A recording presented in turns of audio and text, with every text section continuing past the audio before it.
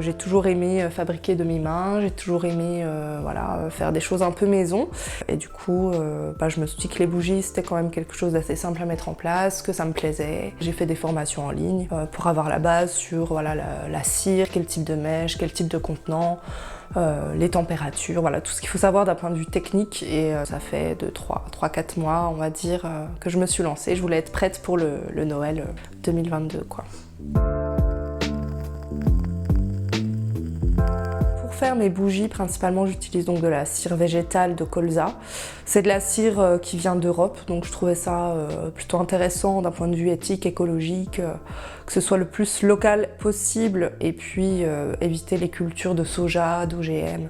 J'utilise aussi des parfums, du coup, pour apporter des parfums aux bougies, et ce sont des parfums d'un artisan parfumeur au Pays de Grasse, donc en France, et ils sont le moins nocifs possible pour la santé et l'environnement. Ce sont des parfums qui rappellent un petit peu les parfums de ma région. On va dire que la gamme précise, ça va être la gamme vosgienne, donc sapin, myrtille, jonquille, mirabelle, et puis il y a une gamme plus saisonnière en fonction des saisons que je vais avoir. Par exemple, aux périodes des fêtes ou de décembre, d'hiver, je vais avoir du pain d'épices, de l'orange. Donc voilà, les parfums varient quand même par saison, mais il y en a toute l'année les mêmes, quoi.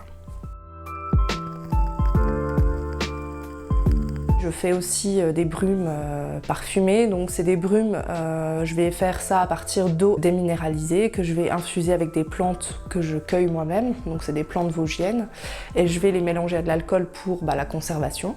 Je vais les faire macérer quelques jours, quelques semaines, et puis je vais après rajouter du parfum quand même. Et puis je fais aussi donc des diffuseurs de parfum. Des diffuseurs avec les bâtons en rotin. Là, pour le coup, j'utilise de l'huile d'amande douce que je fais macérer avec des plantes, et après je rajoute du parfum, je filtre tout ça. Et je fais aussi des galets parfumiers, donc ça c'est de la cire, c'est des blocs de cire qui vont être parfumés, qui vont fondre dans des brûles parfums et qui vont pouvoir se réutiliser plusieurs fois et qui parfument vraiment bien les grands espaces.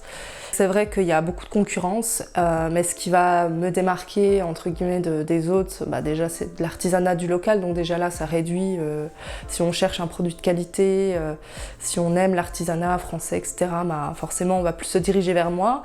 Et c'est pour aussi les amoureux de la nature et des Vosges et de la région, pour ceux qui ont envie d'apporter un petit côté nature chez eux. Je mets vraiment ça en avant dans mes créations, les Vosges, donc c'est ça surtout, je pense.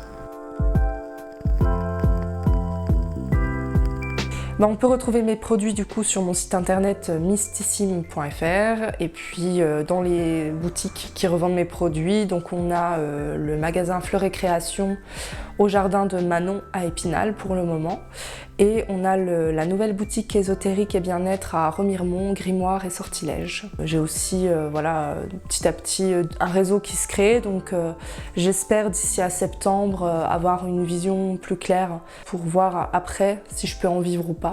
Et à part ça, j'aimerais bien aussi pouvoir me lancer dans les cosmétiques, parce qu'à la base c'était ça que je voulais faire aussi, donc ajouter 2-3 gammes de produits cosmétiques vosgiens, voilà.